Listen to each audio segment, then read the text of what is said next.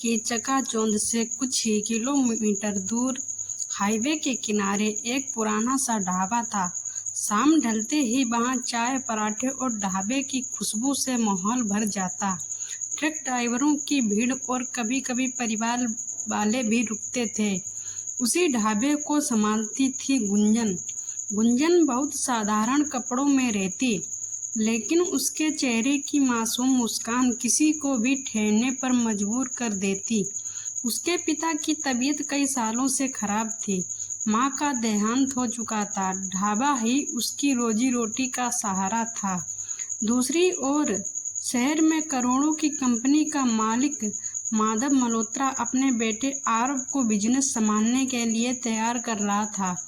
आरव पढ़ाई में होशियार था, लेकिन अंदर से वह बेहद अकेला था। पैसों की दुनिया में पलते हुए भी उसे सच्ची अपनापन भरी मुस्कान बहुत कम मिलती थी। एक दिन आरव अपने दोस्तों के साथ लंबी ड्राइव पर निकला। रास्ते में पेट्रोल खत्म होने लगा तो उन्होंने उसी ढाबे पर गाड़ी रोकी। आरव जैसे ही ढाबे पर पहुंचा, उसकी नज़र गुंजन पर पड़ी।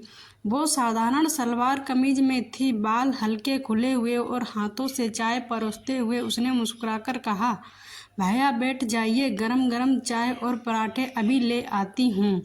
उस दिन तो आरव अपने दोस्तों के साथ हंसता मुस्कुराता हुआ लौट आया, मगर दिमाग में बार बार वही मुस्कान घूम रही थी। अगले ही दिन वह अकेला कार लेकर ढाबे पर पहुंचा। गुंजन ने पहचान लिया। अरे, आप तो कल भी आए थे ना? आरव हंसकर बोला। हाँ, चाय इतनी अच्छी लगी कि सोचा आज फिर पी ली जाए। गुंजन शर्माकर मुस्कुराई। आरव को एहसास हुआ कि उसकी बातें बेहद सच्ची हैं, बिना बनावट के। धीरे धीरे वो एक तीसरे दिन ढाबे पर पहुंचने लगा। दोनों के बीच छोटी छोटी बातें होने लगीं, मौसम पर, पढ़ाई पर और जिंदगी की परेशानियों पर, वगैरह वगैरह। गुंजन ने कभी उससे यह नहीं पूछा कि वह कौन है, कहाँ से आता है। उसे सिर्फ इतना पता था कि ये लड़का उसकी बातों को ध्यान से सुनता है और बिना दिखावे के बात करता है। एक दिन ढाबे पर बहुत भीड़ थी। गुंजन अकेली सब संभाल रही थी। तभी आरव ने आगे बढ़कर मदद की, बर्तन उठाने से लेकर ऑर्डर देने तक। उस दिन पहली बार गुंजन को लगा कि ये लड़का बाकी शहरियों जैसा नहीं है। रात को ढाबा बंद करने के बाद उसने धीरे से पूछा, आपकी फैमिली में क्या करते हैं? आरव ने मुस्कुराते हुए कहा, बस छोटा मोटा बिजनेस है मेरा।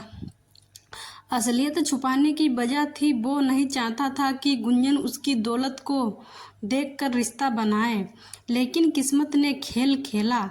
एक दिन अखबार में मल्होत्रा ग्रुप का बड़ा फोटो छपा। ढाबे के एक ग्राहक ने अखबार गुंजन को दिखाया। ये देखो, ये तो वही लड़का है जो अक्सर आता है तुम्हारे ढाबे पर। करोड़पति का बेटा है यह। गुंजन सन्न रह गई। उसके लिए जैसे धरती खिसक गई हो। अगले दिन जब आरव ढाबे पर पहुंचा तो गुंजन ने उससे आंखें भी नहीं मिलाईं। उसने ठंडी आवाज में कहा, आपको यहाँ आने की ज़रूरत नहीं है। अमीर लोग हमारे जैसे गरीबों से दोस्ती सिर्फ टाइम पास के लिए करते हैं। आरव को चोट लगी। उसने समझाने की कोशिश की, गुंजन, मैं सचमुच तुम्हें पसंद करता हूँ। तुम्हारी सादगी, तुम्हारी मेहनत, ये मेरे लिए बहुत कीमती है। मैं तुम्हें बहुत पसंद करता हूँ।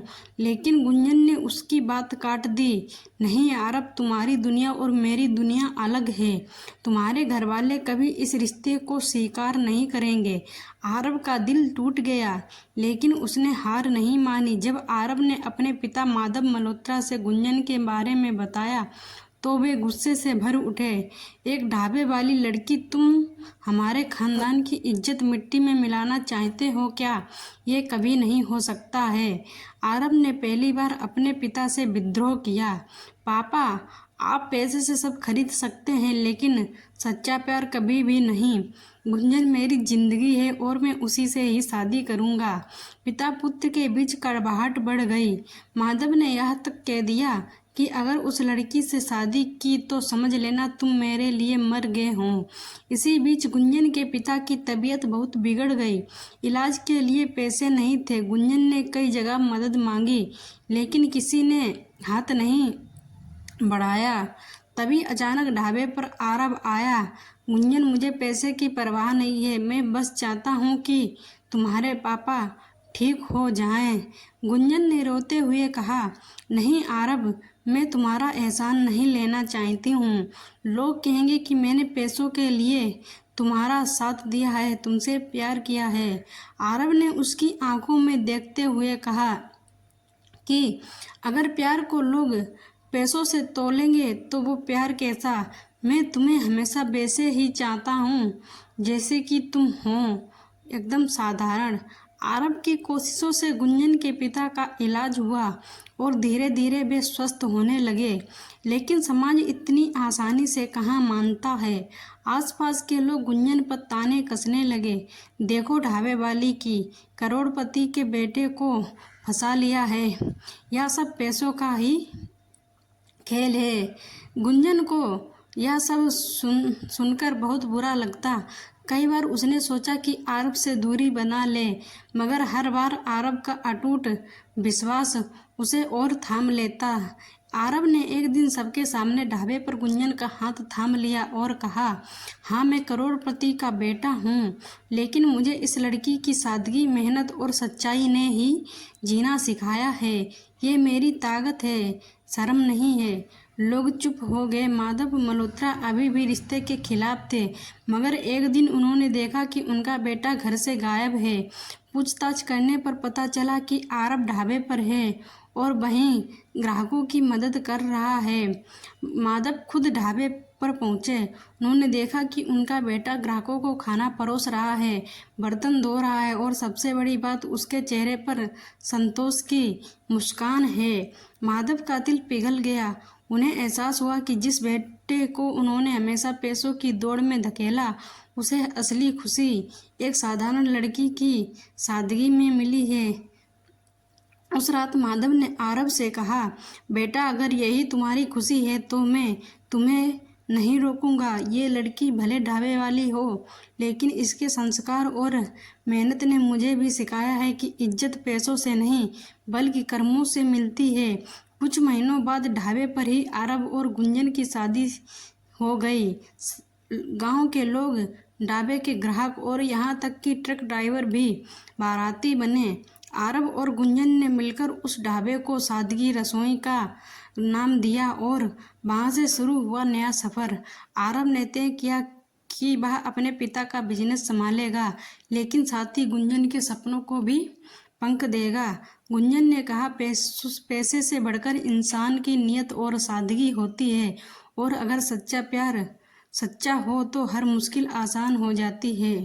कहानी हमें यही सिखाती है कि सच्चा प्यार कभी अमीरी गरीबी नहीं देखता है, और इज्जत व रिश्ते पैसों से नहीं बल्कि दिल की सच्चाई से बनाए जाते हैं। और सबसे अहम बात, अगर इंसान मेहनत और सादगी से जीना जान ले तो पूरी दुनिया ही उसका सम्मान करती है।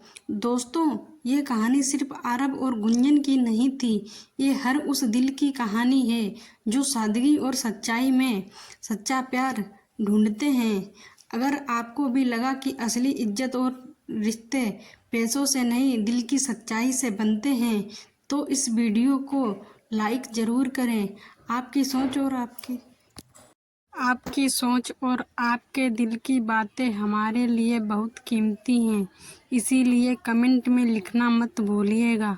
कहानी अगर दिल को छू गई हो तो इसे अपने दोस्तों और परिवार के साथ शेयर ज़रूर करें। और हाँ, ऐसी दिल ही छू लेने वाली और कहानियाँ सुनने के लिए चैनल को सब्सक्राइब करना मत भूलिएगा, ताकि हमारी अगली कहानी सबसे पहले आप तक पहुंच सके।